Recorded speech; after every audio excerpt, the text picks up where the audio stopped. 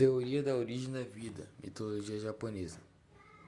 Como quase toda história mitológica, as histórias da mitologia japonesa contam e tentam explicar a criação do mundo, o surgimento dos deuses e a origem dos imperadores japoneses. As histórias estão em dois livros, um se chama Kojiki e o outro Nihon Shoki. Ainda assim, os dois divergem em vários pontos.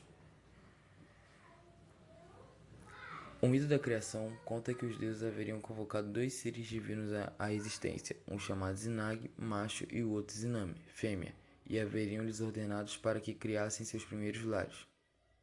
Deram a eles de presente uma lança decorada com joias, a lança do céu, ou Ame-no-Hoku. Assim, estas duas divindades seriam a ponte entre terra e céu. Izanagi e Izanami haveriam agitado o mar com a lança do céu e formado assim a primeira ilha, Aonogoroshima. Haveriam eles descido do céu por uma ponte e morado na ilha, onde teriam filhos. Esses filhos eram, porém, imperfeitos, e não eram considerados deuses. Eles colocaram os filhos em um barco, o qual foi arrastado pela correnteza.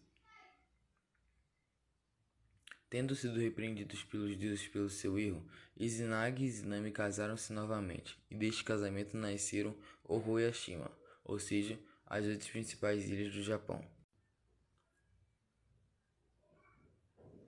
Segundo o mito, Izanagi e Izanami haveriam gerado ilhas e filhos de sua união, até que Izanami veio a morrer quando deu à luz a Kaguchi, a encarnação do fogo. Este foi, porém, morto pelo pai encolerizado, e a partir desta morte surgiram muitas outras divindades. O mito do Sol, da Luz e do Vento conta a história dos Kamis, que foram gerados a partir do banho de Izanagi no rio. Entre eles, Amaterasu, Sol, Tsukuyomi, Lua e Susanoo, Mar. A partir destas primeiras divindades mitológicas é contada a história da criação do mundo e do Japão e dos demais elementos da natureza. Os principais deuses conhecidos da mitologia japonesa são Shinigami, o deus da morte, Kaguchi, o deus do fogo, Amaterasu, a deusa do sol, Tsukuyomi, o deus da lua, e Susanoo, o deus da tempestade. Voltando a falar sobre os livros, agora eu vou falar sobre o livro Kojiki. Da origem dos deuses às conquistas dos maiores imperadores japoneses. O Kojiki nos convida a explorar longamente a mitologia japonesa, descobrir a criação do mundo pelos primeiros deuses, a era da deusa do sol Amaterasu e até mesmo a unificação do Japão por sua descendência. Cada história nos leva a um mundo onde os deuses são onipresentes: céu, terra, mar, fogo, árvore e sol. Este livro cobre os mitos fundadores da religião shintoísta e da cultura japonesa, através das crônicas dos fatos antigos.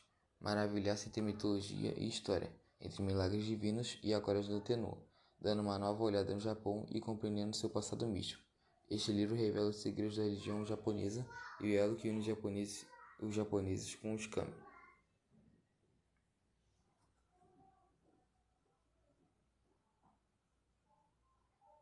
Já o Nihonji são crônicas do Japão desde os primeiros tempos até 697 d.C., muitas vezes chamado de Nihon Shoki, e um dos grandes clássicos da literatura do Japão, considerado uma das autoridades originais seminais sobre a mitologia e a história antiga do Japão.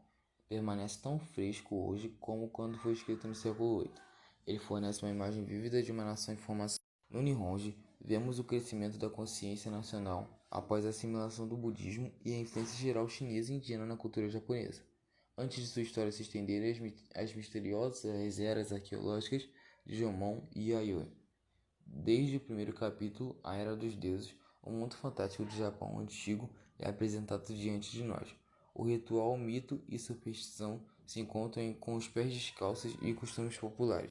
Emoções fortes e conflitos são vistos surgindo na antiguidade do Japão. Poucos documentos históricos são tão humanos quanto o Nihonji.